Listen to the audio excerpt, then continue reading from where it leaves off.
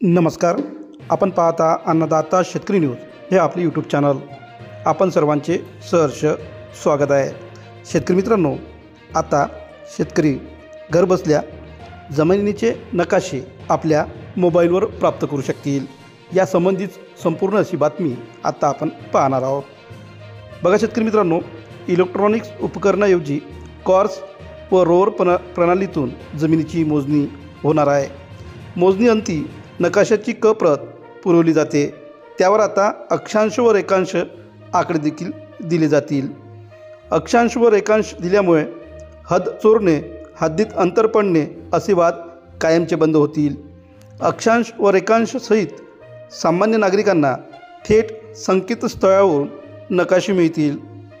सध्या विशिष्ट तालुक्यांचे अक्षांश व रेखांश या संकेतस्थळावर नकाशे मोफत देण्यासाठी उपलब्ध आहेत.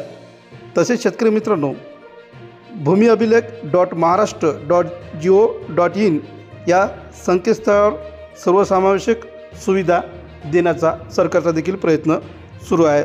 तर शेतकरी मित्रांनो, जमिनीच्या नकाशासंबंधी ही संपूर्ण बातमी आपण पाहूनच राहिलेलो आहोत. जमिनीची मोजणी आणि नकाशा मिळवण्याची कामे शेतकऱ्यासाठी अतिशय त्रासदायक आहे.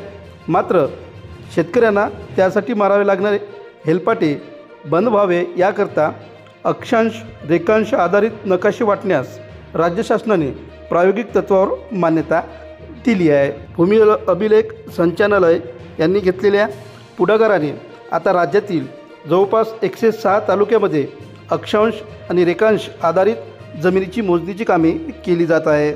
या भागातील शेतकरी व नागरिकांना अक्षांश रेखांश आधारित नकाशे वाटले जात आहेत. त्यामुळे यापुढे नकाशा हरविला तरी शासन दप्तरी 1 इंचही जमीन मागे पुढे होणार नाही. शेतकरी आपापल्या भ्रमणध्वनीद्वारे म्हणजेच मोबाईलद्वारे नकाशे मिळवू शकणार आहेत. अक्षांश आणि रेखांश नमूद केल्यामुळे आता जमिनीच्या मोजणीच्या आधी किंवा मोजणीनंतर शेतकरी पुन्हा घरबसल्या जमिनीचे नकाशे प्राप्त करू शकतील. सुरुवातीला काय होतं शेतकरी मित्रांनो, की जमिनीच्या मोजणीनंतर प्रत्येकाच्या जमिनीची हद ठरते. जी हद ठरल्यानंतर विशेष म्हणजे पोटीसे झाल्यानंतरही पुन्हा मोजणी करून आपापसात जमिनीची हद ठरवून घेतो. या कामात अनेक त्रुटी होतात. शेतकरी व ग्रामस्थाकडून चुकीची जमीन मोजणी व हद्दीच्या वादाबाबत सातत्याने तक्रारी येत होत्या. मोजणीसाठी जे आधी राज्यभर जुनाट ETS पद्धत वापरली जात होती, जे उपकरण वापरलं जात होतं त्यांच्या मदतीनं एका दिवसात फक्त एकच कर्मचारी मोजणी करत असे. पण आता नवीन जी पद्धत आलेली आहे, यामुळे काय होईल की जवळपास रोवर जे आहे थेट उपग्रहाशी जोडल्यामुळे एका क्षणात अक्षांश आणि रेखांश यांची मोजणी होते.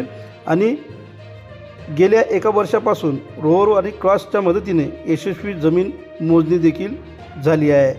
तरी त्यामुळे प्रायोगिक तत्त्वावर 106 तालुक्यामध्ये म्हणजे राज्यामधील 106 तालुक्यामध्ये या प्रणालीच्या आधारावर जमिनीची मोजणीची कामं सुरू करण्यात आलेली आहेत. आणि या तालुक्यात अक्षांश आणि रेखांश आधारित जमिनीची मोजणीचे नकाशे देखील मिळतील.